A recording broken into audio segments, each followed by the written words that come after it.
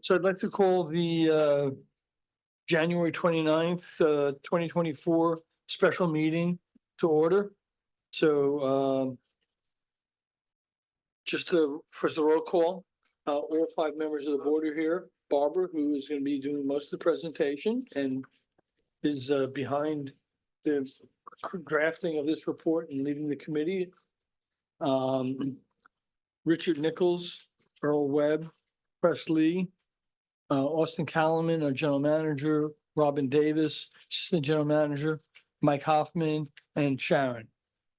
So on that note, we'll start off with the report that Barbara and her team have presented. And I'd like to start off first by thanking every member of the team that has worked on this. It was a yeoman's effort. You did a lot of, I know, put a lot of time in, and the summary or the 27-page report or thereabouts that you put out was excellent and should be a good forum for discussion. So on that note, Barbara. Thank you. And thank you all for coming. It was a very thought-provoking and at times intense and energetic exercise that we went through. And I'm going to give my presentation, and then I'm going to invite someone from HDR, Brandon Coleman, that's a design engineering firm, and they designed the technology for one of the wastewater treatment plants that we had long discussions with. And he can explain more about the technology because I'm not an engineer and I'm not going to pretend to be. Okay, so starting with the presentation.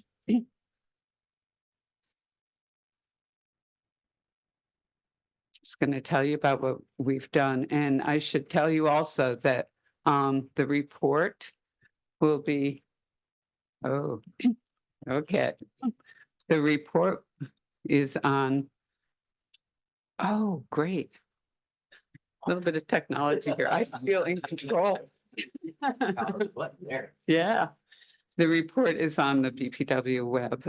It's still in draft form because we actually had until January 31st to complete and submit our report. And I'm proud to say we were ahead of schedule. So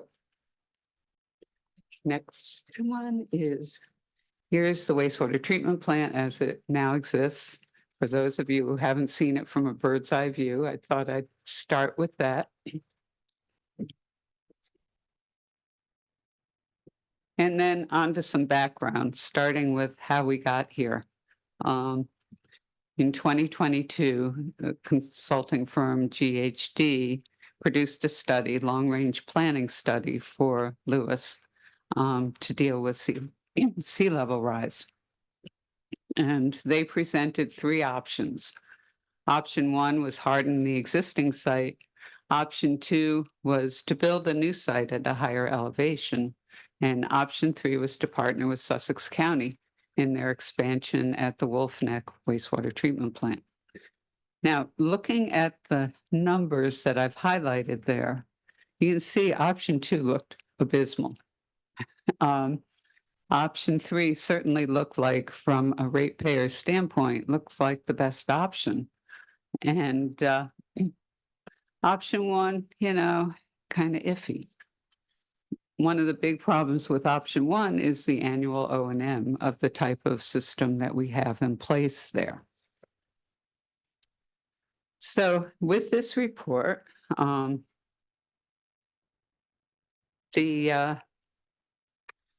BPW and the county jointly held 7 workshops, and the BPW board reviewed the results of the workshop and the results of all the public comments. There were 55 pages of public comments. And, they were mixed. Some were in favor of option 3, largely because of cost, but there were a lot that were not so favorable. I'll just put it that way.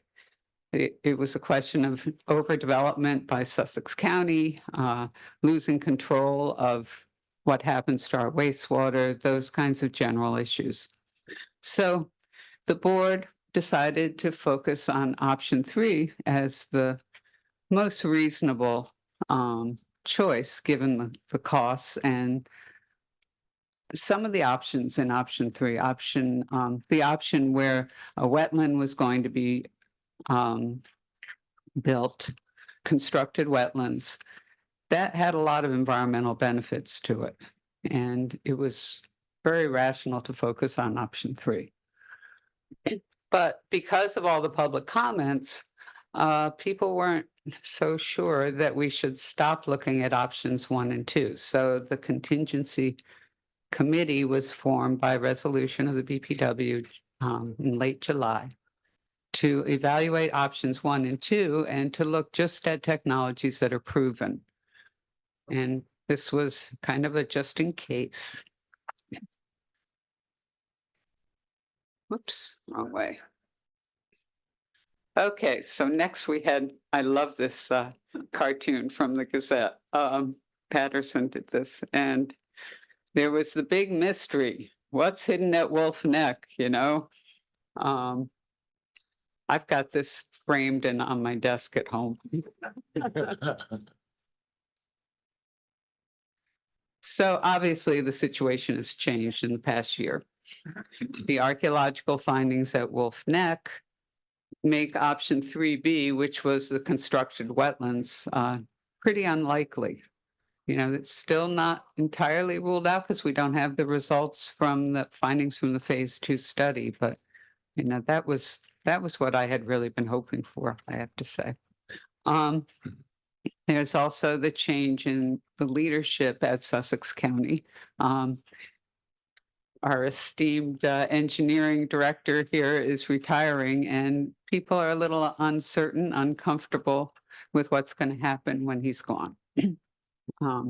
So Sussex is now looking at pursuing an ocean outfall instead of discharge to the canal or the constructed wetlands. And we don't know what the costs are going to be for this. And we don't know how practical that makes some of the other options. So a little more background, GHD, the options they looked at for option 2 and also option 3 are activated sludge technology. There's a lot of variations in that, but it's an old technology, and they didn't consider any of the newer technologies. So here is a list of the esteemed members of the contingency committee with whom I had the pleasure to work. And I thank you all.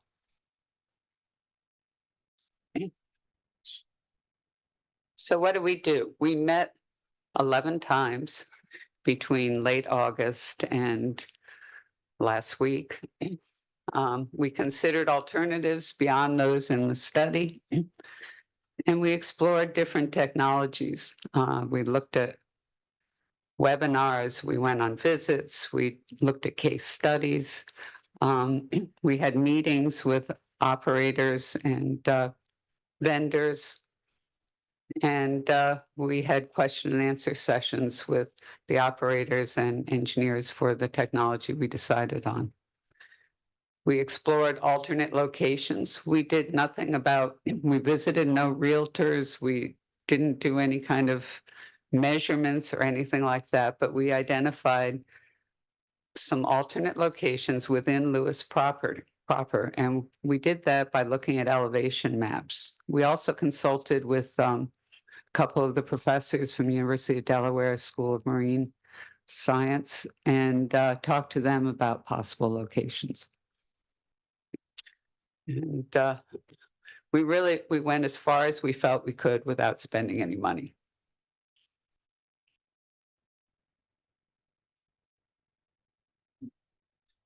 So there were 2 technologies we focused in on pretty quickly: sequencing batch reactors, or SBRs.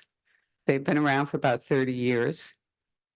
and aerobic granular sludge, or AGS. That's much newer. It's only been around for about 12 years in operation. But there are now, excuse me, about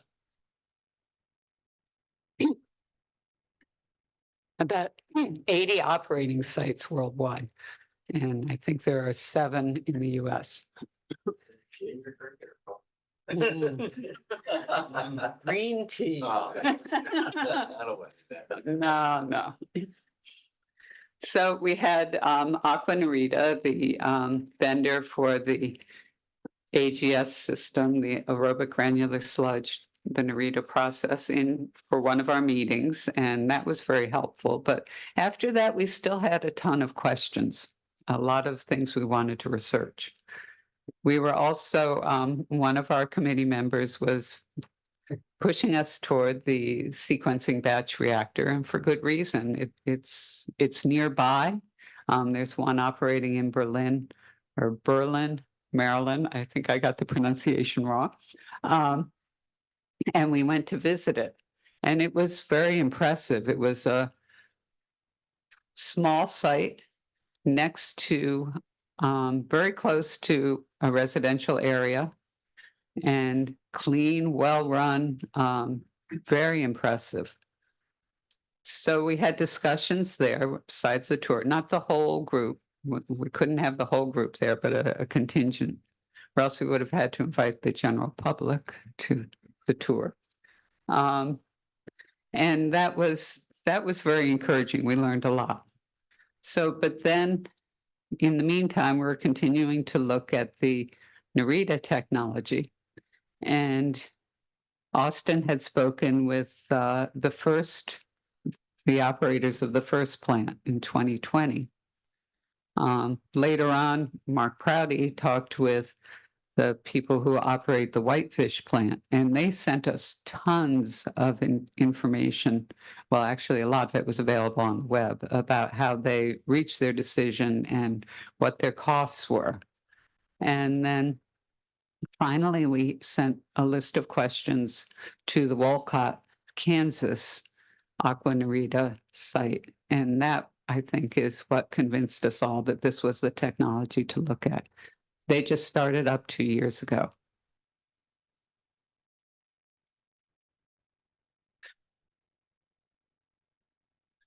So moving along, and I'm sorry this isn't a little bit brighter, but you may recognize that as the Lewes area. And we identified, as I mentioned, 3 potential sites where a much smaller treatment facility could be located. The SBR facility was quite small. Nothing like the 20 acres that the GHD study said we would need to site a new wastewater treatment facility. So if you can see it, is the existing wastewater treatment plant and the wetlands nearby.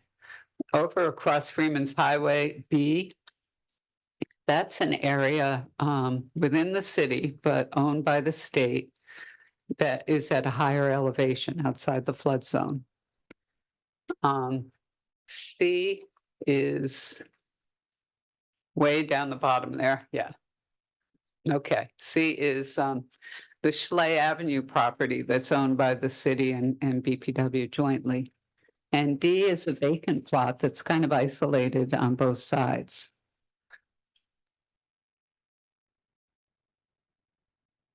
This map is a map of floodplains in the Lewes area. And what you see in blue is the 100-year floodplain. What you see in kind of a khaki color, that's 500-year floodplain. And then what you see in regular colors is outside the floodplain completely. So you can see the properties we're looking at are all outside the floodplain.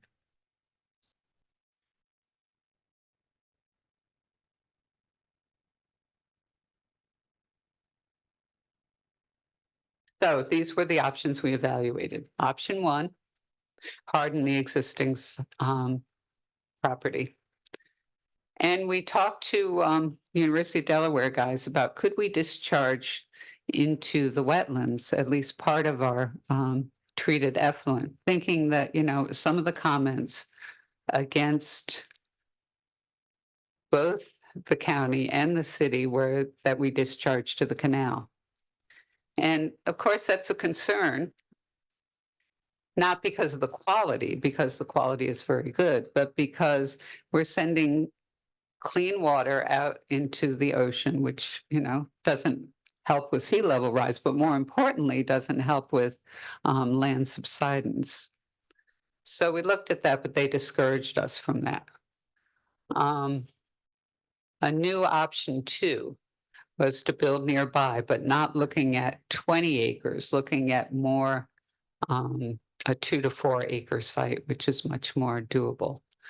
So, as I said, the state lands within the Lewes border, and we could do possibly spray irrigation with solid set sprinklers in there if the state would allow it. But more importantly, we could, if the state allows, lease a parcel above the floodplain. This would give us better access than our existing plant, hardening our existing plant, because we'd be approaching it from Freeman Highway, and that's a higher level road. And then C, the Schley Avenue property, and D, an empty parcel. So going a little deeper into option 1, which is a revised option 1 from the GHD study. As I mentioned, the effluent quality is darn good. So, people who are concerned about impacts on the canal, there's no need for that to be a concern.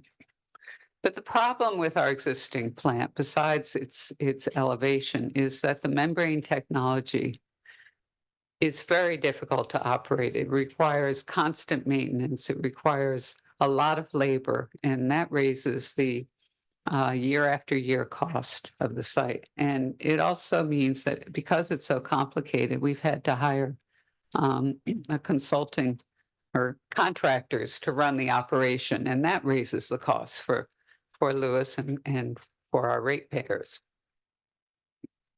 So we looked at this Aqua Narita technology. It can produce effluent of equivalent quality to what we get from the membranes, but much easier to run. Other technologies, yeah. We thought that it would make more sense to elevate the structures rather than put that huge dike around the site. The tanks for the Aqua Narita technology are 24 feet high. Now, not all of that would be above the ground, but it would certainly be well above the floodplain. And we thought we could also get emergency access when we needed it from Freeman Highway by the hiking path that could be widened for emergency access. So these were our brainstorming kind of ideas. And the site can be floodproof. There's plenty of room to install this new technology safely while we continue to operate the plant. We looked at the 2 technologies still, SBR and AGS. They both have lower operating costs than what we have at the site now. But AGS is definitely lower cost in both capital and operating costs. And both are proven technologies. Okay, looking a little bit more on some of the statistics for option 1. GHD in their report for option 1 in the middle column, and the aqua aerobic systems or for the Narita technology in the column to the right. I've highlighted the O&M costs. The capital costs, you'll note I've got 18 million there. One of the earlier slides said 23 million. The difference is that we took out the 35% contingency because we don't know whether 35 was the right number. So this is more like real construction costs. And that was basically to build a dike, to put in what was it, 3 million gallon equalization tank, 3.5 million, yeah, to expand into the wetlands, which was problematic to begin with, whether we could get approval for that. Okay, other things. We don't have energy use numbers for operating AGS facilities, but we do have them for ours. But we do know that the system itself is much, much lower in terms of energy use. And chemicals, we're spending about $1,000 a day. And with the Aqua Narita technology, to be more like $200 a day. There's an expanded table like this in the report that's online. So looking at option 2, the revised option 2, where we're not talking about a 20-acre site, we're talking about a 2 or 3 acre site. The costs for the GHD option 2B were very high because there would have to be very long pipe runs to find a 20-acre site that we could use for this purpose. And then they estimate we could buy 20 acres for $1 million. So maybe their numbers were a bit off. And we think if we build a new option 2B, a new site, that it should be safe for as long as we have Lewes around. Okay. So some of the numbers on option 2. The GHD column and the Aqua Aerobic Narita system column.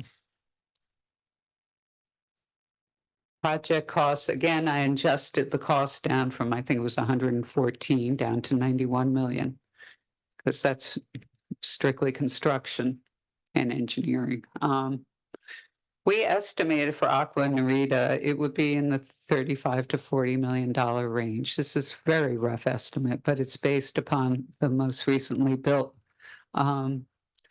operating Narita site in Wolcott, Kansas. And O&M costs, the Wolcott, Kansas site gave us their budget numbers for this year, and it was $300,000 for O&M. Now, that does not include sludge handling, but that's pretty impressive. The land required, again, 2 to 3 acres.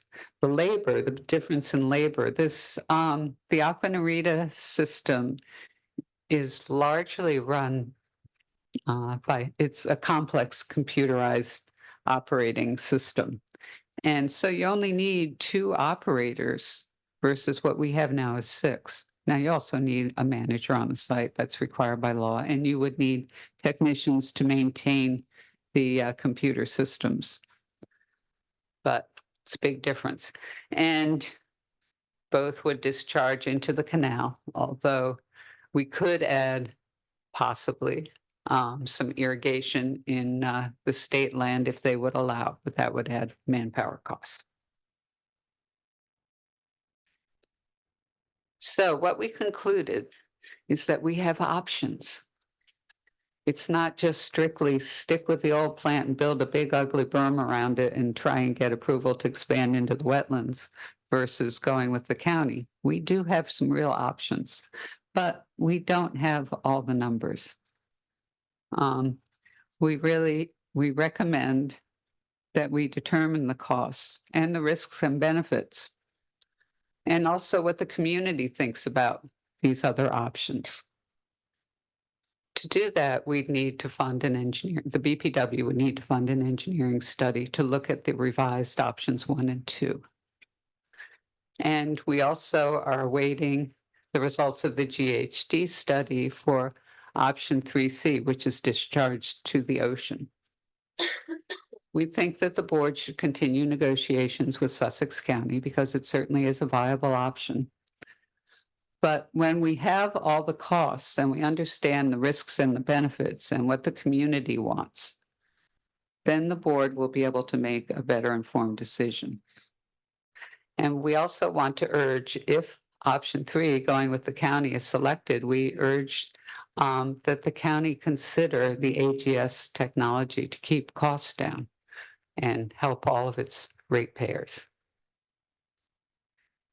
Okay, next I'm going to introduce Brandon Coleman from HDR. Whoops, and he's going to talk about the aerobic granular sludge process, and in particular at Wolcott, Kansas.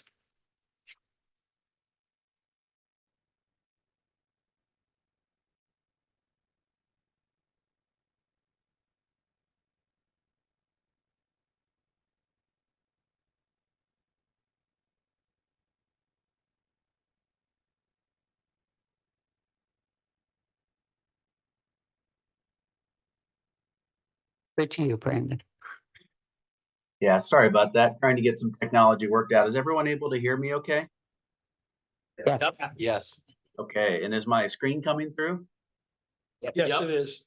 Perfect. Well, I appreciate the introduction and the time to be here today. As Barbara mentioned, I'll be going through a series of slides here, and it really centers around the aerobic granular sludge process, or as Barbara mentioned, AGS. You'll hear that terminology acronym that I'll be using throughout the presentation, and then how that technology was implemented at the Wolcott wastewater treatment plant, which that facility is owned and operated by Unified Government of Kansas City, Kansas, and Wyandotte County. So, and I can see in the background there, looks like the slides are advancing okay on the board. So, so the Unified Government, their service area, it generally lies west of Kansas City. So Kansas City, Kansas area, if anyone's been in that region. They've got a total of 5 treatment plants that they serve. With their largest being the Caw Point wastewater treatment plant. It's that blue circle that's on the kind of right side of this graphic, or the east side of it. It's a large service area. They cover over 150 square miles. And this presentation centers around that Wolcott facility, which is that blue dot that's on the top left of this graphic, that's located by the Missouri River up there. But this facility also impacted their Plant 20 wastewater treatment plant, which is the blue dot that's kind of on the bottom left, or the southwest portion of their service area. Just a little bit of background before we go into the technology. This graphic on the right here is a zoomed in version of their service map that we were just looking at. And you see 4 red ellipses as we go from top to bottom. Well, the Wolcott treatment plant is the one up at the top, and it was an existing package plant that was there before. And you can see a picture of it on the bottom left. It was a 200,000 gallon per day package plant, which is obviously located in a floodplain because it's surrounded by floodwaters in that picture. And then as you move towards the middle part of this graphic, there's a PS 50, or Pump Station 50.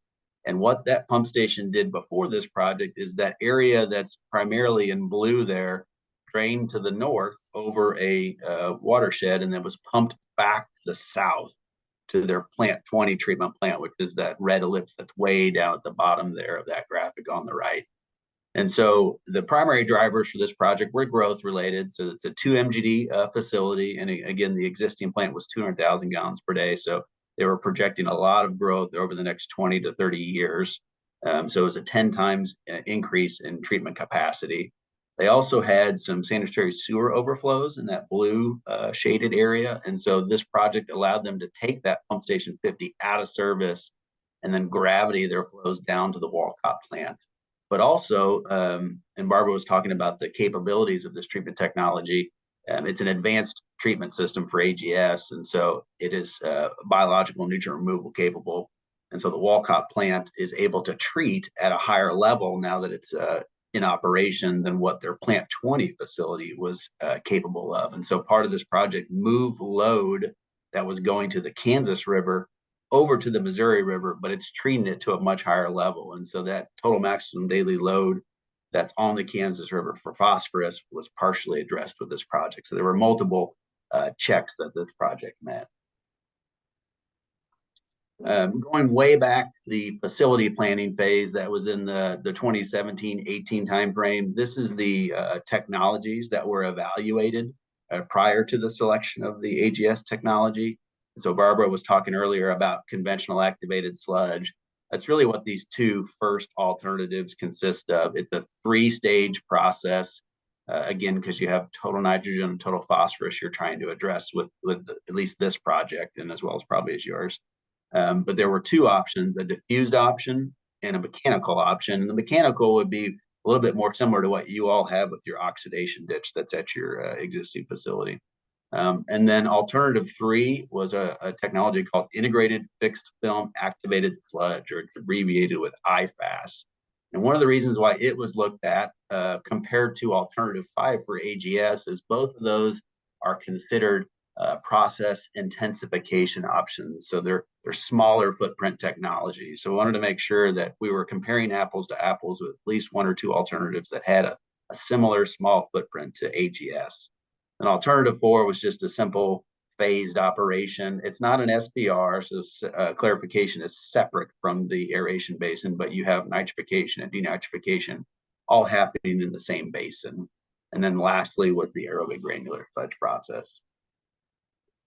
And this slide just provides kind of an overview of the process technology and some of the advantages and disadvantages. It's a slide that we've presented multiple times and was developed actually back in the facility planning phase.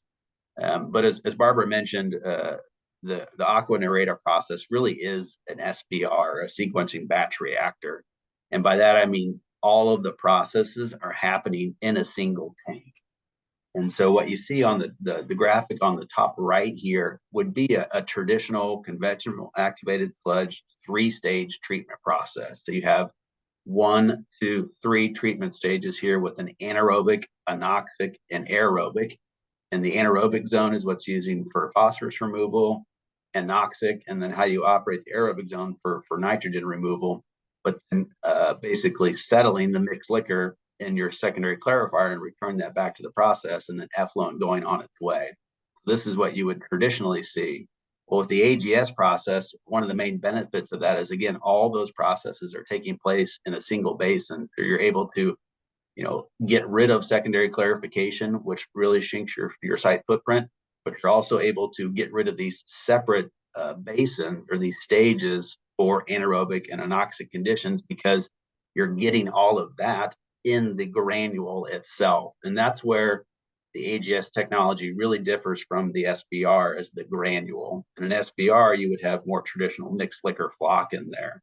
And with the granule, there comes a lot of benefits. And those advantages, again, are you have a smaller site footprint by eliminating these different facilities, but you also get a more robust treatment system, because the granule, if you kind of think about it, how these basins work, the microbial population, as you go from the outside to the inside of the granule, you have an aerobic, anoxic, and anaerobic type populations of biology within that granule. And so that granule makes a very stable treatment technology.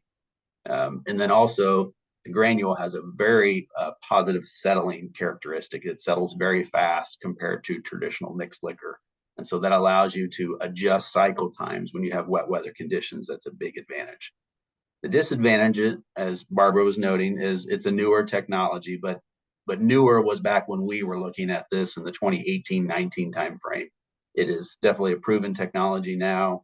I try and update this slide every time I do a presentation, but there's over 100 installations worldwide, with 16 of those in the US, and some of those are getting ready to go into construction as far as that 16, but there's definitely a number of successful examples of this technology. Flow equalization is another thing to think about. Typically, you design these systems for a 3-to-1 throughput for peak to average flow ratios. So having storage of flows is something that's helpful if your peak flows are greater than that for your site. And then traditionally, you'll design these with 1, 2, 3 basins that all operate in parallel with each other. And so if you had a 2-basin system, having some EQ to help out with getting through those 2 versus 3 basin operations is helpful.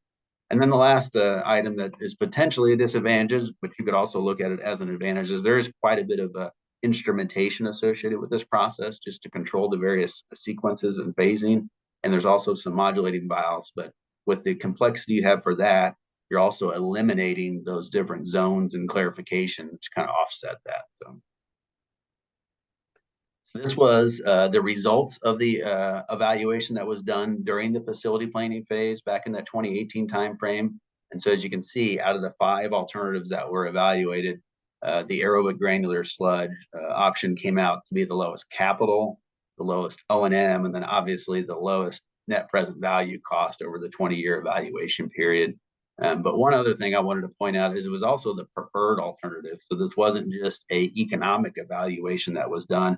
There was also a non-economic scoring perspective, and the AGS technology really checked off a lot of the boxes that the owner was looking for. And you'll note that a membrane bioreactor wasn't evaluated as part of the facility plan, and that was kind of kicked out early from a technology standpoint because of some of the complexity that Barbara was speaking earlier about with the various pumps and cleaning of the membranes, and the owner's desire to have kind of a lower staffing footprint for this phase 1 installation. But another thing to point out here, just as Barbara mentioned, is these are in 2018 dollars. So obviously we've experienced quite a bit of inflation from 2018 to 2024. And these costs were also pre-COVID. Our project was lucky enough to get through a lot of completion before COVID hit. With respect to HDR's background on the technology, we have unparalleled experience in it in the United States. So this green here shows the 2 facilities that HDR has done that are in operation. And then there's also right behind that a number of facilities that are completing final design and will be going into construction this year. And you can see for Cedar Rapids and the Omaha plants there, those are some really large facilities that they've selected this technology on. So if we take a little bit deeper dive into the technology, as discussed, it's basically a phased operation that all happens in one basin like an SBR. The technology was originally created by RHDHB, Royal Haskoning, and it's licensed in the United States by Aquarobic as the Aquanurata trade term. And so this 3-cycle graphic, if we look here at the very top at the 12 o'clock position, the technology is an upflow process. So the influent to the reactor is fed down at the bottom, and it works its way up that side water depth and then eventually discharges at the top through a series of effluent troughs. And so that's one of the benefits of the technology is in the prior phase, those granules, again, have a very good settling characteristic, and they settle down to the bottom of the basin. And so you're feeding that influent carbon and nutrients to that settled granular bed. So you're giving that preferential feeding, which helps promote the growth of the granules over time, and then discharging. And right before you leave this cycle and go to the right over at the 3 o'clock position here, I'll talk about this in a minute, there's a WLC there, water level correction. That's just an ancillary process to where you're lowering the water level in the basin about 18 inches over a very short period of time. And the reason why you do that is because you're turning on the blowers in the next cycle and mixing up the basin content and providing air to the biology. And that's one thing to point out. There's no moving parts in the AGS basins. It's just the diffusers in the influent distribution system, as well as some of the effluent troughs. There's no mixers or any other items that are actually turning inside the basin, just fed from exterior blowers.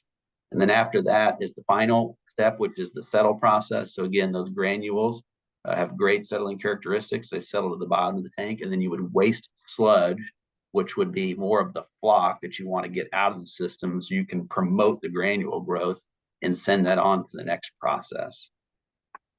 And this just provides a quick overview of those cycles. So you have a reactor, and for Walcott, there were 3 reactors, and you can see it goes through this feed cycle in green, then has that small water level correction step, and then goes into the red bar here, which is the react phase or aerate, where the blowers are turned on, and then in blue, a short period for settling. And again, short because those granules have a good settling characteristic. And then lastly, that's when you waste at the end of that cycle.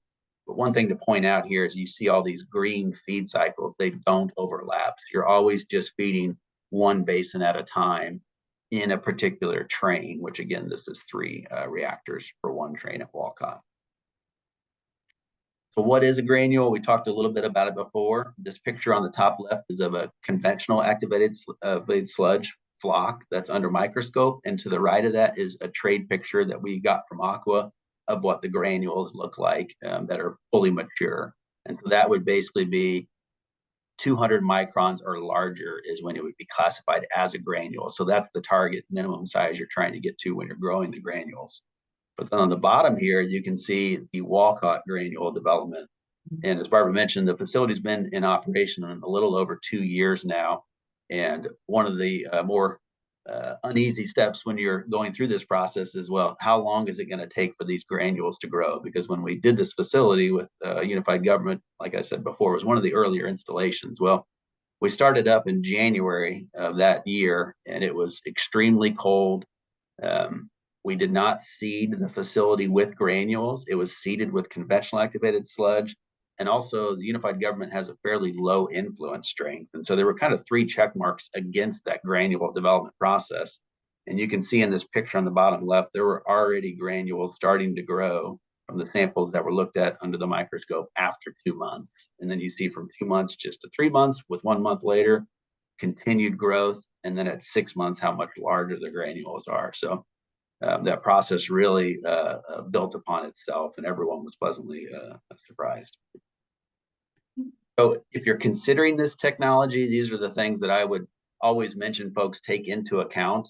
These are things that we had to go through on our project and didn't have other installations necessarily to reach out to, so we had to work our way through them. But Aqua Aerobic does have requirements for non-disclosure agreements of the technology. So those are agreements that the city would enter into, and you just want to make sure that your attorneys have looked at those. There's not language in there that would prevent you from moving forward. So that's always something that's good to check off the list early. Regulatory approval is another item to consider. Not sure if there's any other installations that are looking at this technology in Delaware, and I've talked to your regulators about it, but in Kansas, it was the first installation in Kansas, and we met with the regulators multiple times to talk through the technology. But again, it really is a sequencing batch reactor that has some improvements to it. The influence screening requirements are important. There's a 6 millimeter perforated screening requirement that the manufacturer has, but that's not near as stringent as what you currently have for your membrane bioreactor protection. Typically, those are 2 and 3 millimeter screens there. So the screening technology has worked very well on the Walcott project and is less stringent than an MBR. Fog, fat, oil, and grease is also another item that need to take into account when designing these facilities and keep less than 60 milligrams per liter in your influent. Startup timeline. Again, we at the Walcott facility seeded without granules. You could seed with granules from another facility that had speed that process up, but it went very well on Walcott without. And then again, just that instrumentation and controls, making sure that either you have a contract with Aqua or another vendor, or you have instrument techs that are in-house that are able to maintain that instrumentation over time. And then this is a brief schematic of our Walcott plant. So screening, again, 6 millimeter perforated, grit removal, all things that you would have at your existing plant. And then the 3 AGS reactors there, that again, operate in parallel, not in series, followed by filtration, UV disinfection, and then the ability to add alum for chemical phosphorus trimming. The Walcott facility has a 10 milligram per liter total nitrogen and 1 milligram per liter total phosphorus limit, which they have met with this technology. And then the 2 ancillary processes I talked earlier, there's a water level correction tank that just acts like a wide spot in the line to take flow from the basin and back through the plant prior to aeration, and then the sludge buffer tanks, which are essentially small gravity thickeners that you waste to and then go to the biosolids process after that. And again, Walcott is a 2 MGD facility that has a relatively small footprint and low HRT. So that really helps with the site layout perspective. And then similar to your facility, the Walcott plant was located in a floodplain, and you can see that representation here with all these contours, the tan, red, and green contours. So that entire site had to be built up about 15 feet above the floodplain. And on top of that, the soils were not suitable for construction on site. So the site had to be pre-consolidated with additional dirt stacked on top of that to allow the underlying soils to settle before the project began. And as you can see here, a small footprint technology really had a cost driver for this project. And then here are some 3D views of the Revit models over on the left, as well as pictures of the facility on the right. One of the things you'll immediately notice on the right here with this picture on the top right is the entire complex is all one connected facility. And that was really through some feedback we got from operations of this being in a floodplain and trying to keep costs down and just how they access the facility. They wanted to bring everything in together into one facility. They could enter in one location, walk through the entire facility, and then exit on the other. And so what you're seeing here in the background is the headworks facility where screening and grit are located, and then the 3 AGS reactors there in the middle. And then that long green roof is where all of the piping, valves, and instrumentation are located, which a picture inside that is the bottom right there. And obviously in Kansas City, it gets very cold, so that is a temperature issue that you would deal with. That's something to consider. And then the tail end of this is filtration and sludge thickening. And there's some pictures inside of the headworks facility, pictures of the tail end where there's filtration and biosolids thickening over here on the right.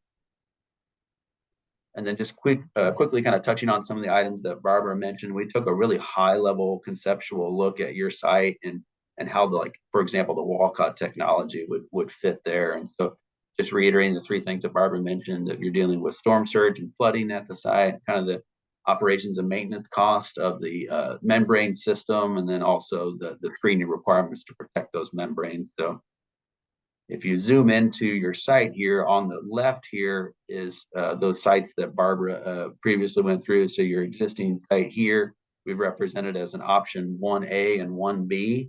And so the red box as we go through the slide is the option that's being presented here. So here you see the bay in the background. The canal would be behind you in this. And so we basically took a render of your existing site here and then plopped in what the Walcott facility would look like. And so again, Walcott is a 2 MGD facility. The headworks is designed for 12 MGD peak flow to be expanded in the future. So the facility could be potentially a bit smaller, but this is located right on top of your existing drying beds over here. And then this option, now we're looking back towards the canal here, and on the right side of this picture, I guess that would be the west side of your site, then locating it over on that open ground over there. And again, this tall building right here up front would be the headworks, and flow would kind of go into the page there, and the filters would be in the background of that. And then lastly, looking at that open ground, which I think was option site D that Barbara had mentioned.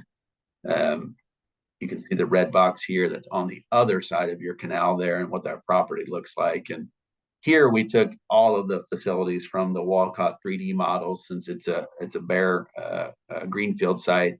And so from left to right, you would have the admin building, a maintenance building. This would be UV disinfection and a plant outfall that could go to the canal. And then here is that connected AGS complex, screening, AGS, filters, and thickening. And then a biosolids tank that's used to feed the thickening process. So just a quick idea of what that would look like on your site. And that's it. There's a QR code here that if you scan, it could get you to some additional information about the project. But obviously, I'm here to answer any questions if you have anything, and hopefully I didn't go through that too fast. So. Thank you, Brandon. Any questions from the board? Well, the only one is you mentioned about EQ if you had a 3-to-1 peak ratio. Speaking to the microphone. Oh, I'm sorry. I thought you had mentioned that the need for an EQ tank if the peak flow is greater than a 3-to-1 ratio. Yes. So at the Walcott facility, you did not put an EQ tank in there? So we did, but it wasn't located on site. At that pump station 50 facility that I was talking about earlier, that's up in the system, there was a 2 million gallon holding basin that was built at that site. And this project was delivered via a construction manager at risk process, or CMAR. And that was one of the VE items we identified with the CMAR early on, is take advantage of that existing pump station and use that to pump up to the tank. and then drain that back to the gravity collection system that goes back to the plant. So we do have EQ, but it's a little bit different. It's up in the system versus actually down at the plant. If you're going to put in EQ, obviously having it at the plant gives you the most flexibility, but you could do it within the system. There's just a little bit of coordination that would need to be done. And there was a big savings to do in the system for this project. I think to add, one of the things we asked was, not only how they came to this conclusion, but when they, proceeded forward, how they identified or the site visits that they scheduled, because they actually went to the Riviera plant, they went to the other plant in Kansas, and then they actually went to Ireland, and they took their contractor along as well. If I didn't misspeak, Brandon, you can chime in.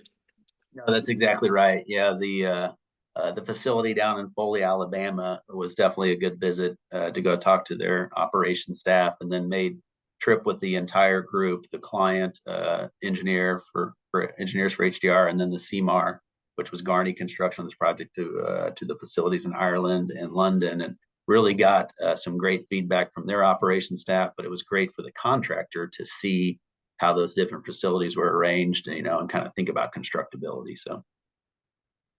Yeah, we had a few volunteers from the committee to go visit the Ireland site.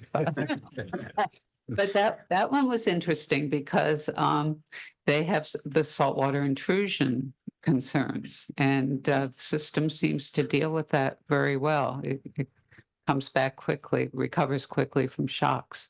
That was the next question I was going to ask, is that you had mentioned about, you showed the pictures of the granular growth, and Yes.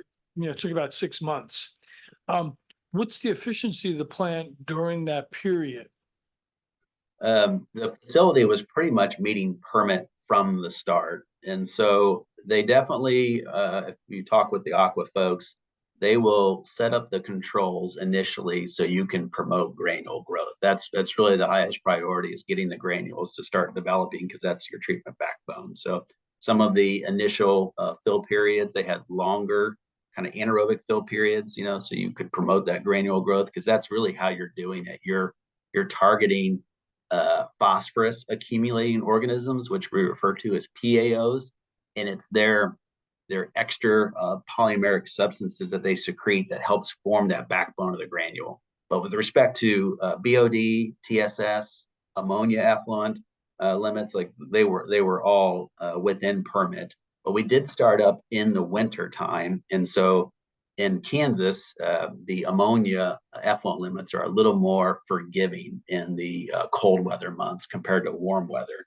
If they would have started up in warm weather, that may have been a little more challenging, but they were quickly below a 1 effluent ammonia within that first month. And then also in Kansas, the TN and TP limits are goals, but they've consistently met the TN limit ever from startup. The TP, they've kind of been hovering about that 1, so they've been experimenting with chemicals, but they're also adjusting cycles right now to kind of better achieve that below 1, the phosphorus side. Brandon, we're talking about maybe like a 1.7 at the most for our plant. For ammonia. Sorry. Sorry, was that for ammonia? You said 1.7, or is that average? No, 1.7 MGD. I'm talking the size of Yes. the plant. Your 2 million gallon plant. What's the acreage that it takes up? And the other question related to that, do you have any buffer zone around that? Because some of these locations are going to be close to, Lewes is a pretty much built up town. So do you have buffer zones around the facility? Yes, obviously they're very lucky here at this site. It sits on probably a 40-acre site that is meant for the ultimate expansion out to 18 MGD. And so they selected the site because they don't have much for neighbors. It was available because it was in the floodplain, and they also had the existing treatment plant there. So there was an outfall that was already located. But yeah, they're planning to build this out up to from 2 MGD all the way up to 18 MGD. So not much for neighbors, except for a dirt racing track. I think it's their closest one. But as far as the footprint, each one of these individual basins, I'm not seeing if you're seeing the basin 1, 2, and 3 here right in the center of the graphic. They're about 40 feet by 60 feet. And so that kind of gives you an idea of what the complex looks like. And that option D site that I showed it on for your guys' facility, I think Barbie, you mentioned that was maybe a 3 acre or so plus site. I couldn't remember, but it fits very well on that type of a site. So it's very small footprint. But yeah, there is not much for neighbors here. From an odor perspective, all treatment plants have some level of odors, but this technology I was very impressed with. There's really no odors that you can perceive from the reactors themselves. There's odor control on the headworks facility, as you would have on pretty much any facility that has screening and grit removal, since those are odorous processes. But the AGS reactors, since they have that water cap on them, are really not odorous at all. But it is a 2 or 3 acres sounds fairly small for a plant like this, particularly in a municipal area. Do you feel that is realistic and have enough buffer zone from around it? I mean, we're in pretty much a built-up area. Yep. Yeah, that's a very site-specific question, and what's allowable from your zoning perspective, what kind of setbacks you have to have. Like, for example, that site that is depicted here, you can kind of see how all that lays out on that ground that's available. But are there setbacks from the canal, highways, and those things that you would have to take into account, and just the zoning requirements? Again, those were all things that we didn't have to deal with at Walcott because it was located on farm ground. So Yeah, no matter what we do, public acceptance is going to be a bit major challenge to put it in a municipal area like this. yep, yeah, the areas in blue obviously are at an existing treatment plant, so those are probably a simpler sell. Um, with the granules, has it ever totally collapsed and you have to restart the granule process? No, we have not had those experiences. Like I said, the granules are fairly robust in nature. They will kind of abrade over time and break up a little bit, but you can waste the granules if you are getting too high of a mass ratio in the system, because just like any other technology, you want to maintain proper food to mass ratios. And so if you're getting too much mass for the food that's coming in, then you would basically try and start wasting some of those granules. But no, the development of the granules went great, and there hasn't been any shocks to the system with any industrial discharges that would cause any impacts. But again, because of that 8,000 milligram per liter kind of system mass you have, you're running at a higher mass than you would of a traditional mixed liquor flock, and that gives you some buffer if there were some type of a shock to the system. Just follow on that point. That's for the Wilcott facility. Do we know if there have been any upsets at any of the other facilities? That's probably a question for Aqua. I don't know the Yeah. operational history of those other ones, but I know the Foley, Alabama facility that we had seen had been operating very well, and the operations staff was very pleased with it.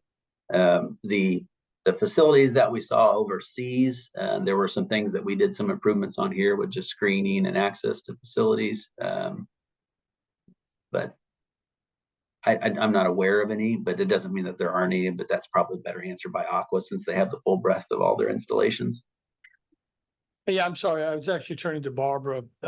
Yeah, there was, which facility was it where they had an industrial discharge? And it was red. It turned the entire. Yeah, it turned all the water red. I'm trying to remember which one. But they recovered pretty darn quickly from that. Was that place that was washing cars? Yeah, something like that. Yeah. Was it Idaho Falls? Maybe, but it was interesting because that site had been converted from, it was a rebuild kind of thing, and they had the tanks indoors. I had never seen that before, but yeah, we did look at that, and the recovery time was pretty impressive. Yeah, like you mentioned, Barbara, that was a pretty small facility. I think it was less than maybe 25,000 gallons per day, if I remember correctly. Yeah. When we had the representative of Aqua Aerobic here, she was talking about tweaking the plants. It sounded like she had personal contact with several of the operating plants, and she mentioned several times that they had to tweak this or tweak that to make the thing operate properly. So I got a little concerned that it was kind of touchy to operate, and that they're still tweaking it at various sites to make it operate, well, properly, I guess. Has that been an experience of yours at all? So we were one of the earlier installations, and I'd say probably the biggest headaches that we experienced after startup was programming related. There were some items that were in their system that could not work for our plant. Like, for example, if there was a failure in a reactor, it would just go to the next reactor. If that failed, it would go to the next reactor and then come back around again. Well, since we don't have a second train or EQ at the site, flow always has to be moving through the reactors. And so that was an issue we identified early on in their programming that needed to be addressed, is that there always has to be at least one feed valve open at a time, or there has to be a feed valve open at a time so flow can go through the facility. And, that was an example of kind of maybe I would say an early headache of the technology, but it was quickly identified, the programming fixed, and issues never shown up again. As far as the tweaking, as they're developing the granules, you have certain settings as you're moving throughout the year, and your permit limits change, and you change your cycle times. So it's very, again, similar to an SBR. If you have a higher level of nitrification in the summer versus the winter, for example, then you'll run longer aeration cycles to make sure you're fully nitrifying. But again, I think that flexibility is what there with their controls, where you can adjust those cycles and then basically watch the changes. You may be referring to Paula Dorn from Aqua Aerobic, and so Paula was very instrumental in the startup of the AGS system at Walcott. They basically had year-long meetings every other week during startup just to make sure everything was going good, and check-ins with the plant.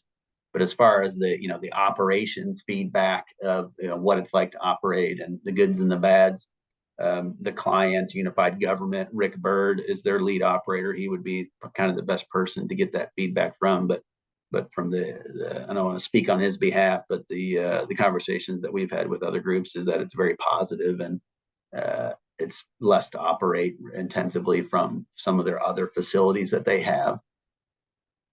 What was the total cost, including like sludge handling for that facility?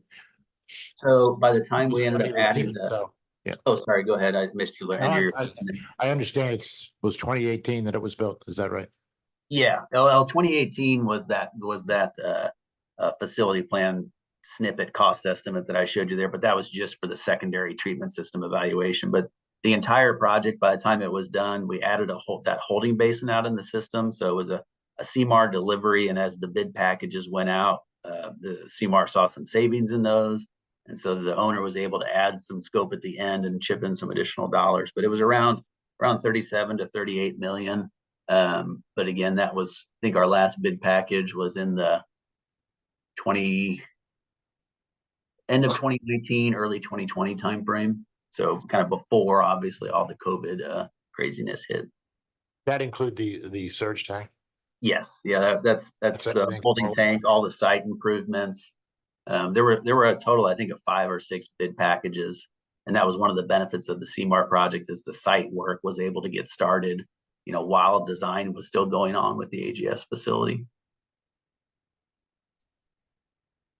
When you said Right. surge tank, I mean, do you have the EQ tank? The EQ tank, yeah. Yep. Yeah. Did the cost of the plant that you've shown include the cost of elevating the plant? Yes, that 38 million is an all-in cost with the site elevating. Thank you. You know how much that was the elevation cost? Yeah, again, these are very site-specific numbers, so I caution to relate to anything at your facility, but it was around $1 million to bring that dirt in and build it up. But they were able to borrow a lot of that dirt from on site. If you weren't able to do that and had to import it, then those costs would be a lot higher. But I think UG was very fortunate with the site costs that they were able to get through the competitive bidding process. And yeah, it was probably a little over $1 million for elevating the site and doing the pre-consolidation. Did you have any difficulty in the permitting process for bringing in fill? I mean, you're filling a floodplain, and I know there's lots of regulations on that.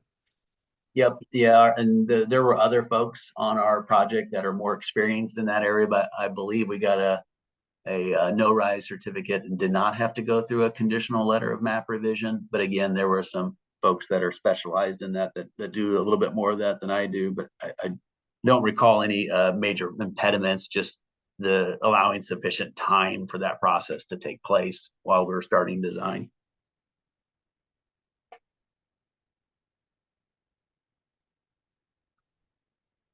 You want to share? Oh, well, if people want to see it, can we? It's on our website. I'm sorry, was that a question to me? I missed it. No. We're bringing up the video that actually, it's like a 10-minute long video of the Wolcott facility. Oh, okay. As the project. Yeah, I can stop sharing here. That way it works for you.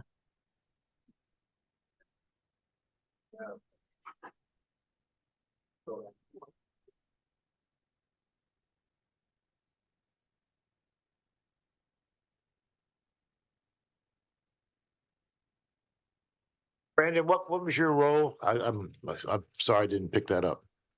I was then, I just realized my camera was off this whole time and I didn't even notice that. I apologize. So, I was HDR's project manager.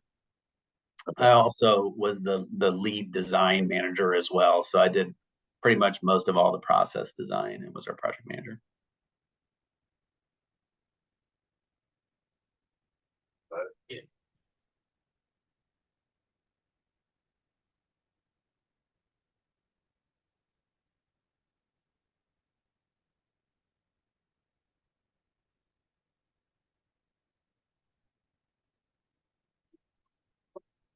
Yeah.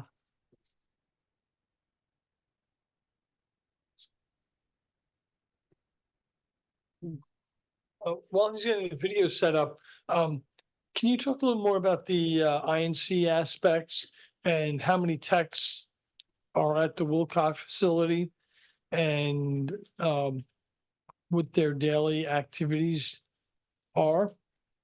So for their daily activities, mainly it's checks and instrument cleaning, as well as filling up their reagents. So UG ends up, since they have multiple facilities, they have a contract through Hawk that they use that ends up performing all of their quarterly and annual maintenance. So most of the stuff that they're doing is more on the lower level, again, just the reagent filling, and there's cleaning requirements for the instruments. But the quarterly and annual stuff all gets done by a vendor. So that's something to, if you don't have that staff on site, within your organization, it would be important to see, are you able to hire those or just contract that out? As far as the instruments themselves, there's I think a total of 7 instruments per basin. There's dissolved oxygen, oxidation reduction potential, or ORP, TSS, pH. There's probably some other ones that I'm forgetting. And Aqua has made some changes to those as they've rolled out some other facilities where they're looking at options to maybe scale back on that instrumentation. Because as you look at the facility operate over time, there's really a time function to it as well. So you kind of see where you're at seasonally with your flows. You're able to determine, well, a lot of these cycles could be controlled through a time function and not optimize as much with that instrumentation. So they've been trying to take steps to kind of reduce that cost and also instrument maintenance burden on facilities going forward. So, but again, you can always have that instrumentation because it's good to inform changes to the process throughout time. But all those changes are done through the Aqua Narada controller. So two follow-up questions then. If Wolcott is using contract technicians for the instrumentation, is that included in the O&M cost? Or is that? Yes. It should be, yeah. Rick Bird said that, the manager of the system for UG, he said that they hope to be able to save, I think he said $60,000 a year or something like that by taking that in-house. So he said his $300,000 a year budget They hope to bring it down next year because they think they won't need as many chemicals. And they're looking at bringing the maintenance of the instruments in-house. All right, so maybe a little, but the $300,000 is in the O&M cost for the Wilcott facility. Yes. It's not taking it as overhead at the site. And then what I was really specifically asking about was the programming aspect as opposed to just the instrumentation. What type of IT folks are needed to keep the programming up? Well, so at the Walcott facility, there's the Aqua Narrator controller, which covers the AGS facility. Then there's a separate SCADA system that covers the rest of the plant, like screening, grit removal, UV. So UG does have, like I said, 5 plants, and they've got a fairly large service area. So they do have on-staff IT support to help them out with items. But Aqua is able to remote into the facility securely, and they're able to check in on control set points and performance of the system. There's also, I think, packages that you can sign up for after the 1-year warranty period, and it's called I think it's called Minor Rata, if I remember correctly. But Rick Bird would have more information about that, where you have access to Aqua staff if there's any questions that would come up on controls or other items that you would want to interface with. But It's very similar to what we do. Because it's, I mean, Suez controls the panel. And we had, our consultant that handles all the SCADA. Yeah, I'm just trying to get an apples to apples cost comparison. Mhm. And whether it's in or out of the numbers we've been looking at. So, okay, thank you.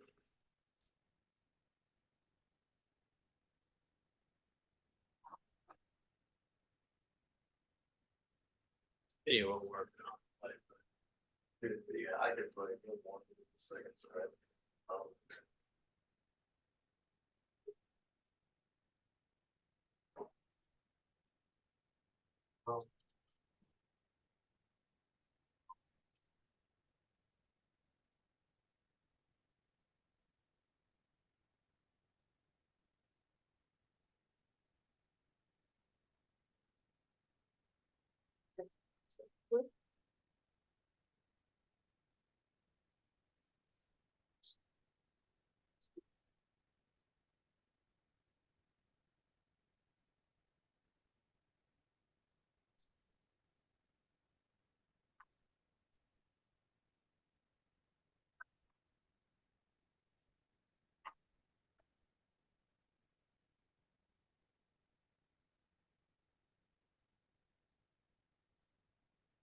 Robert, when you were talking about those sites, I couldn't pick them all up exactly where they were. I'd like to see that map. But what type of buffer zones did you anticipate with those sites?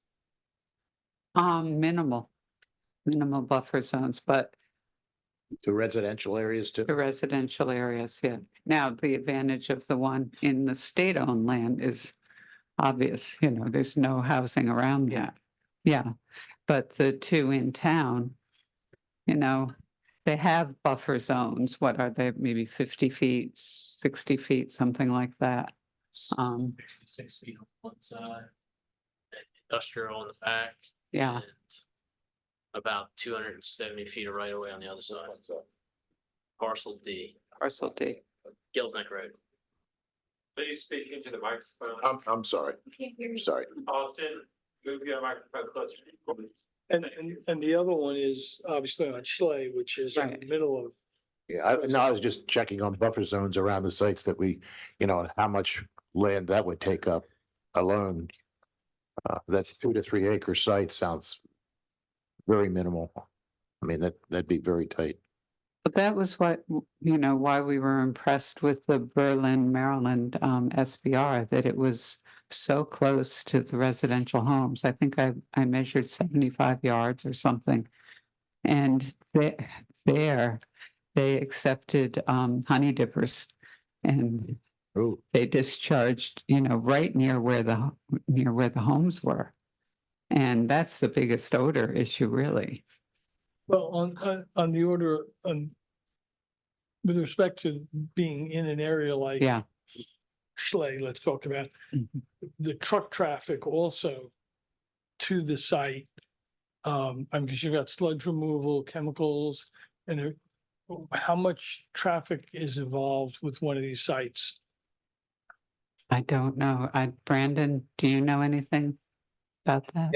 Yeah, you'd have the operations staff that's obviously coming in and out of the facility, for, So facilities running hot, straight, and normal, it's one thing, it's Yeah. 6 people there, but when you're either doing maintenance on it or the routine deliveries, there's a lot of.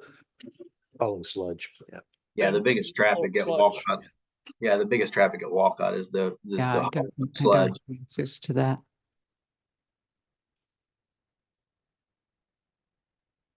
How did you get the entrance of Hills Neck Road?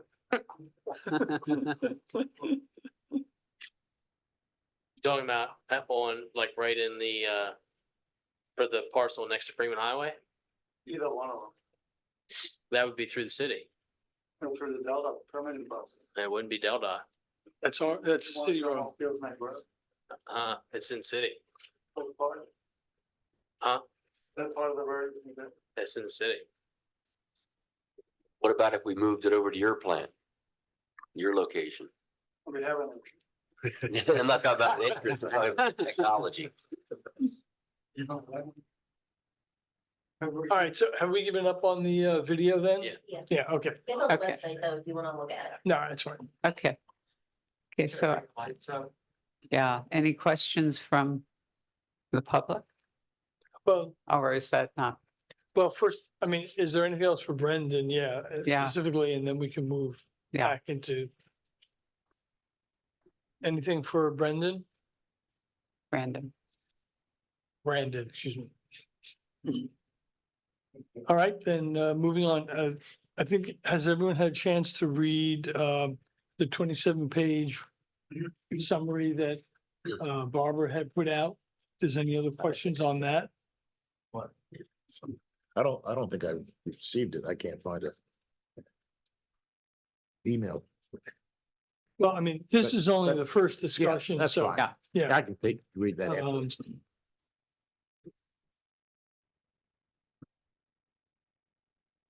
So, I guess at this point, I mean, do we want to continue to discuss this or table it for the next, board meeting, or so everyone has a chance to digest? Yeah, I think table it. I suggest tabling it for the next. This is just really an introduction, but Mike, you look like you want to say something. No, there's technically nothing to table. Yeah. So the agenda Okay. item is to receive the report. Yeah. And so the report's been presented and then it gets placed on a future agenda. Okay. I am curious, Hans, do you have any perspective on the technology? Obviously, the size is a lot smaller.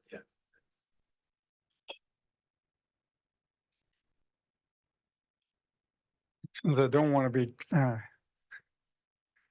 chastised for not using the microphone, Hans. Sussex County engineer.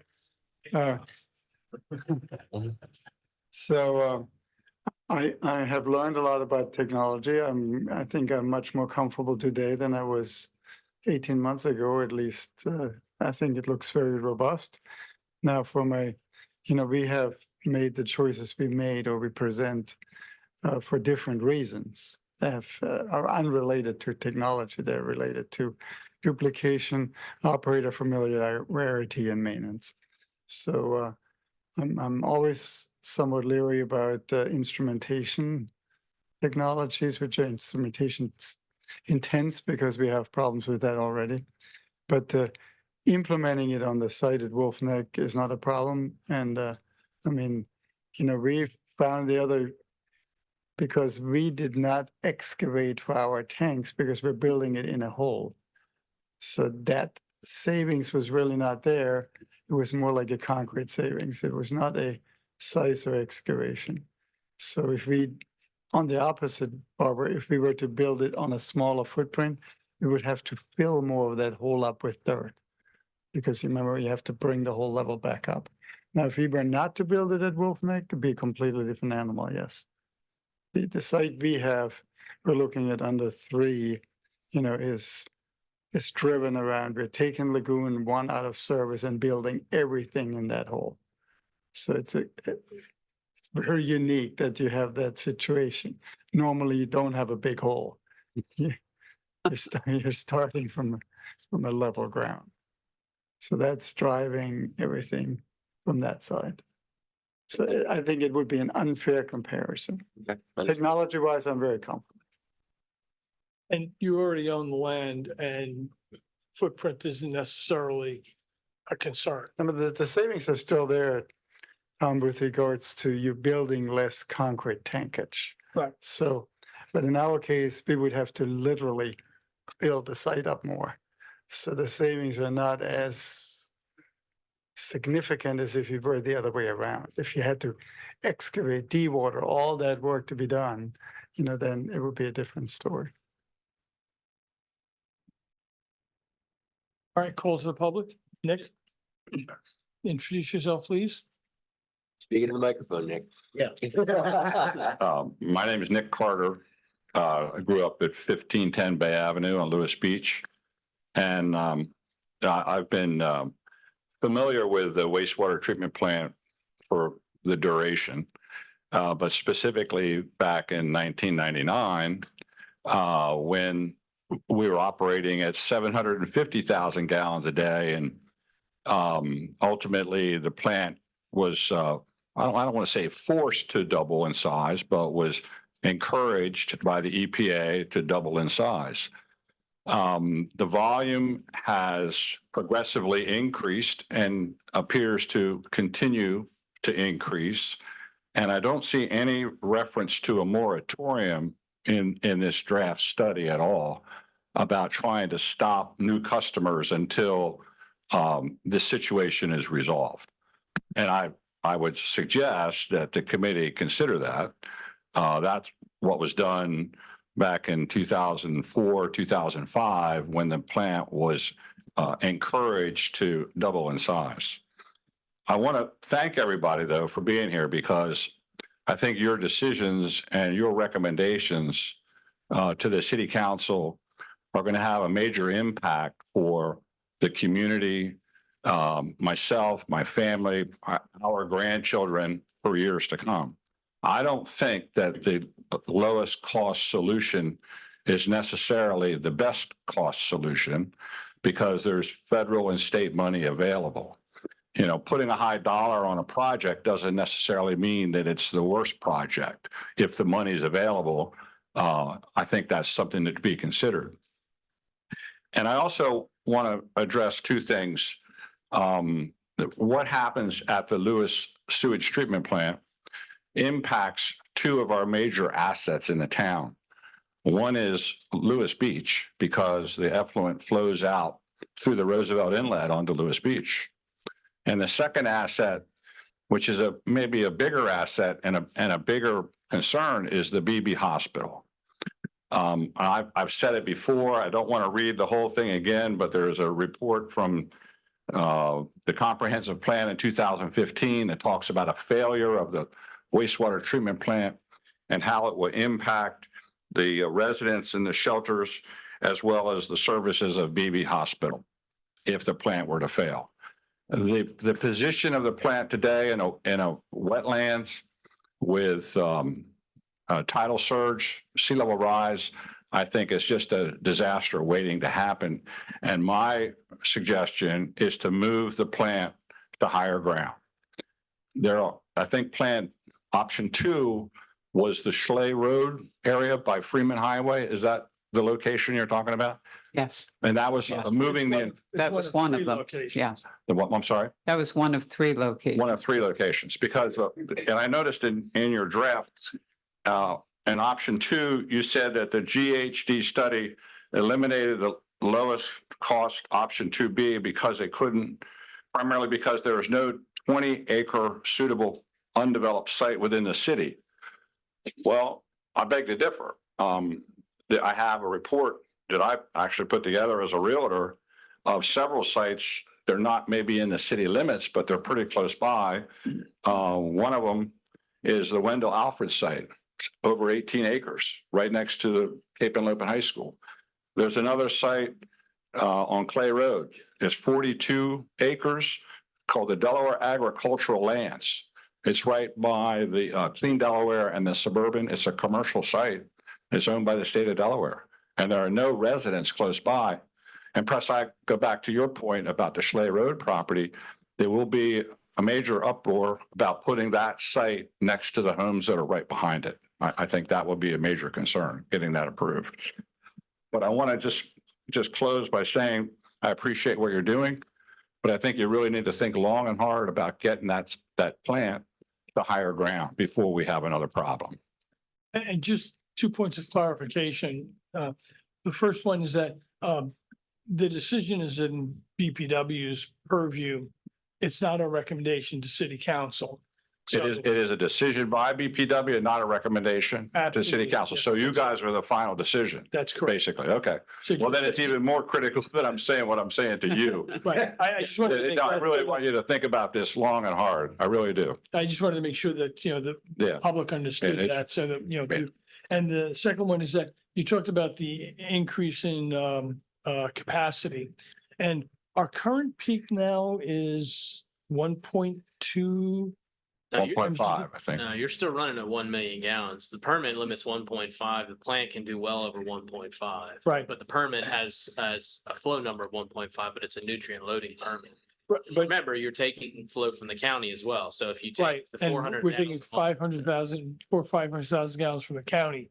So, yes, Wow. we are concerned about future growth and what's going on, but it's not been as large as I think as Well, I have as far as the current flow per day, what is it now? Is it a million? Right around 1 million.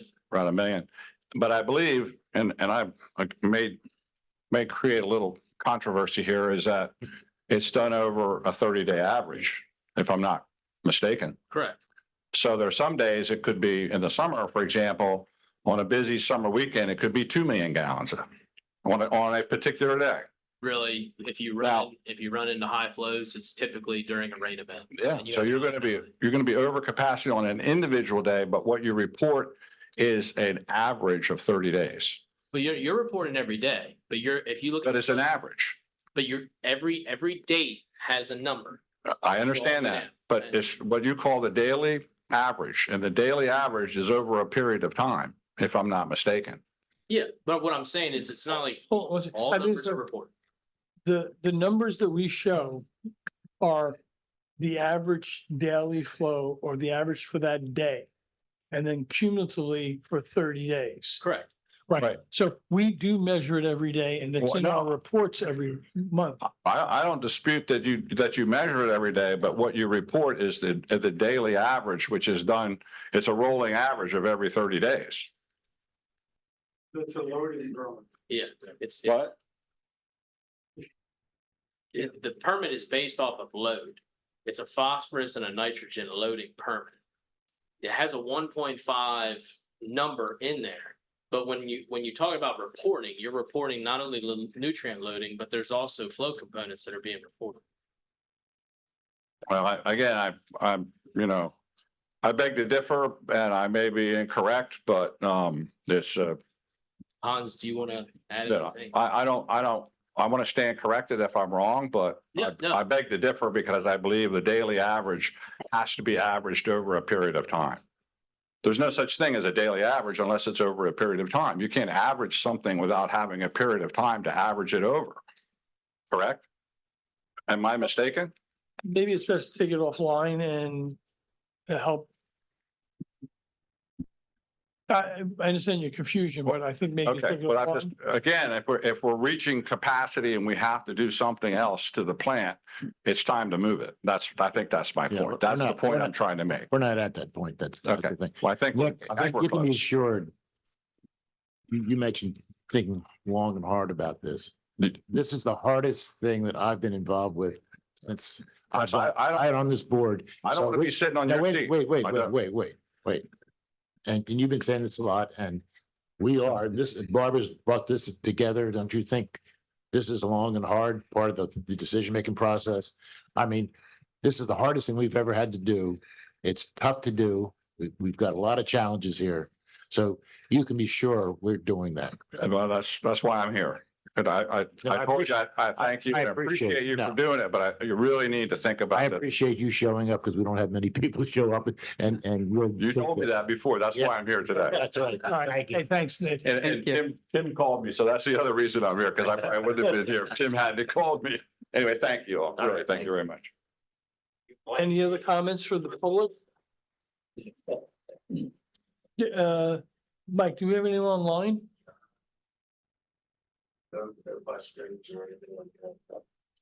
Call to the press? Bill, anything? One quick thing. The AGS system, can you say that that's a cleaner, greener system than what's there now? I mean, is that how you can characterize it? Is cleaner, greener, more environmentally friendly? I think, no, you can't say, you can say that it's greener because it uses less chemicals, less power, that sort of thing. But the effluent quality we're achieving under our current system is excellent. And this will match that quality, but it will be a more sustainable process. Thanks. Anything else? We have another item on the agenda, I know. So, okay, we're gonna move on to, So we Where's can my- thank Oh, yeah. Brandon for being here and answering our questions. And thank you very much. yeah, thank you very much for taking all the time today. Oh, there it is.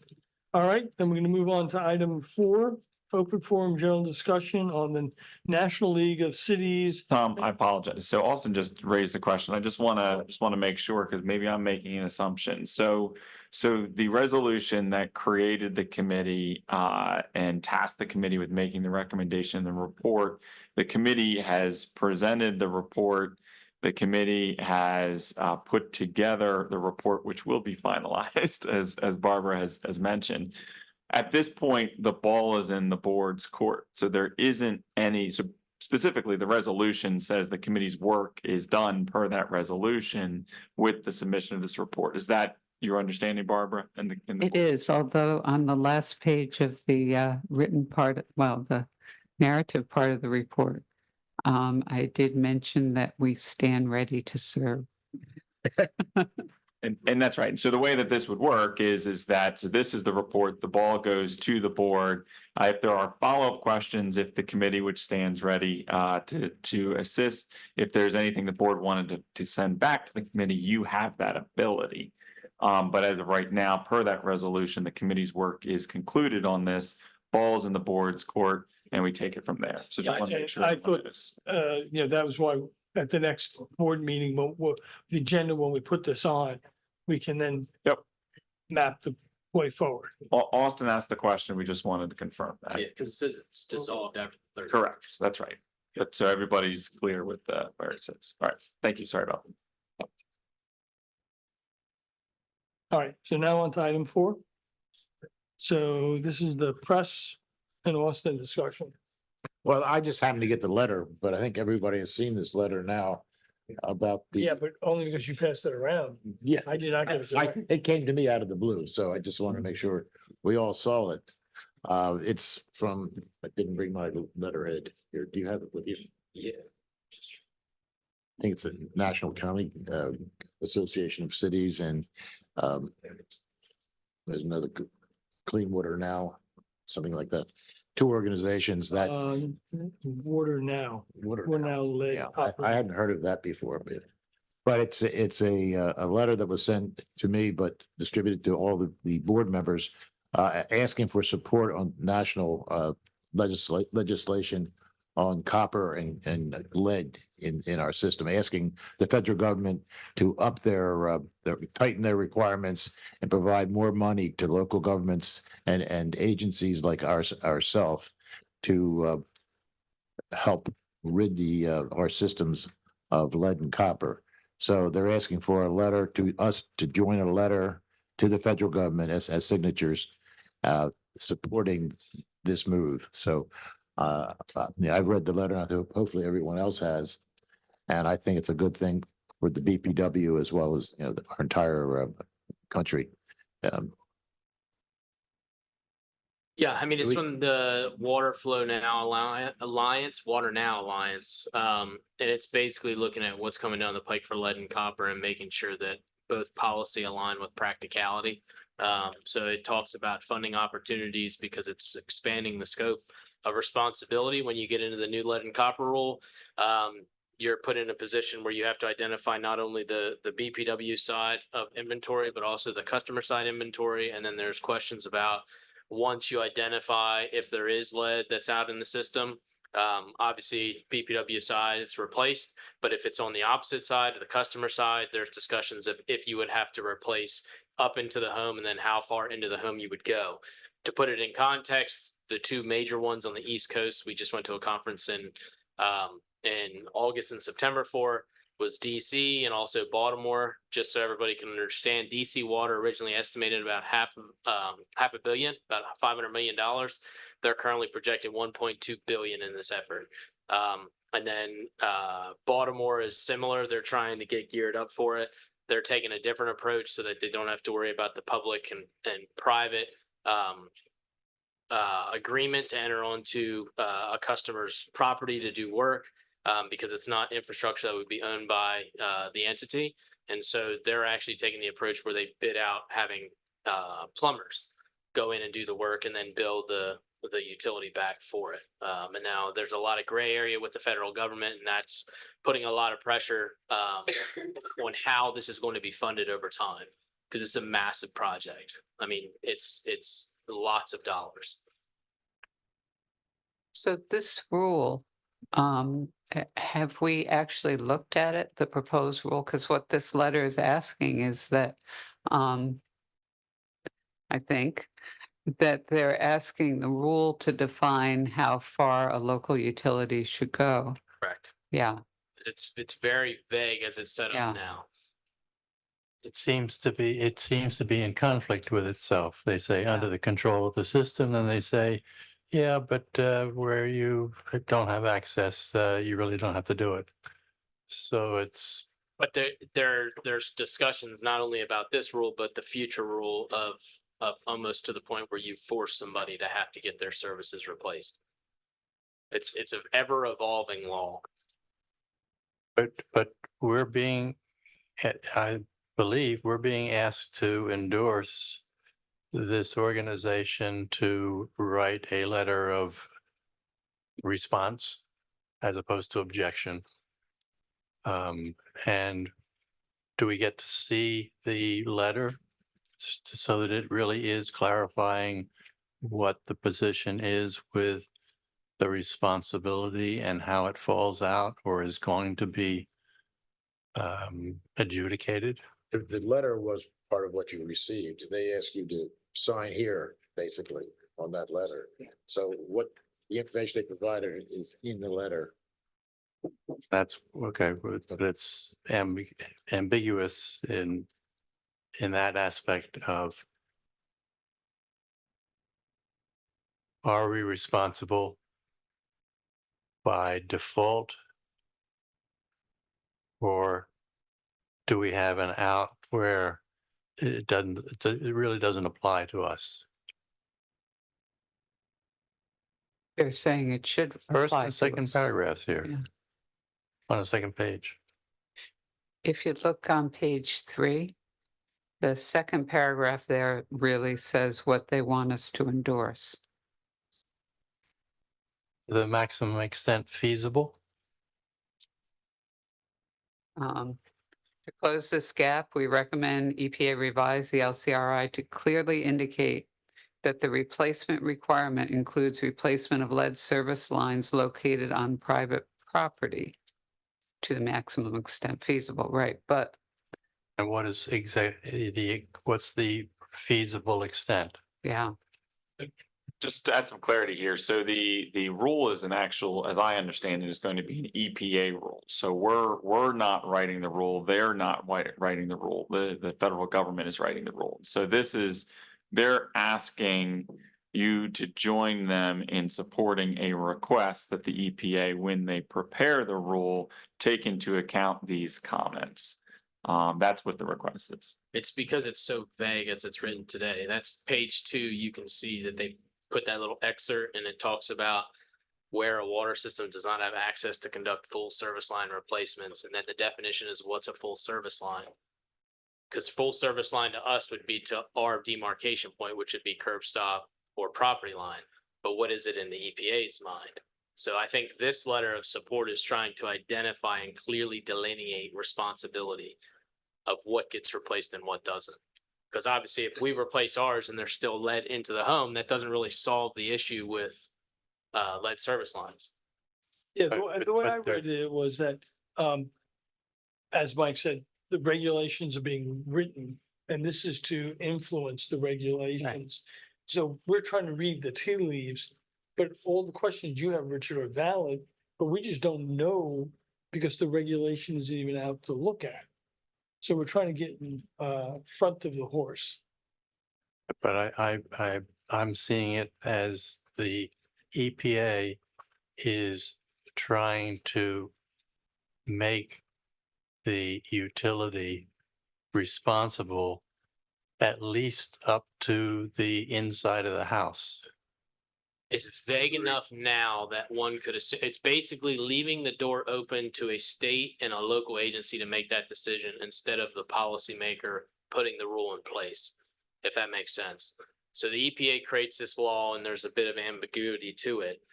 And that's what this is trying to clarify and have the EPA say, this is the definition of a service line. This is the definition of how far it goes inside the home, instead of just saying service line.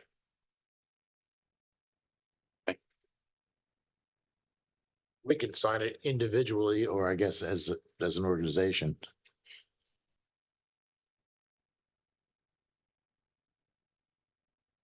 I'd like to see it.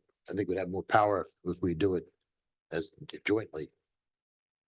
I agree with Press on that. I think coming from the BPW versus Joe Blow.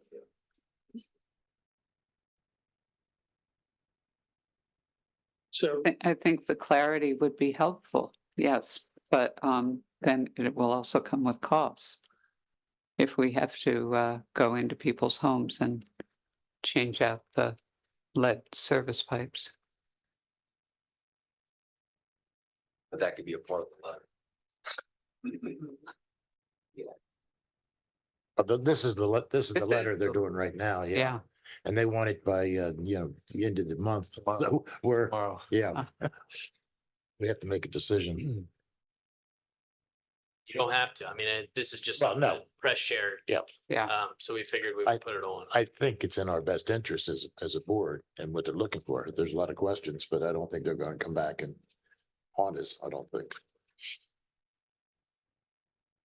do you have a motion I'll move that we accept and sign the letter as a group, as the board. as a board?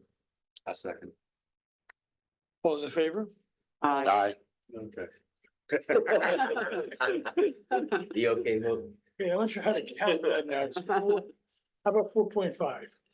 So you'll send the letter, Austin? Yeah. All right, they have a motion to adjourn. So Second. Favor? Aye. Thank you all. Thank you, Barbara and team.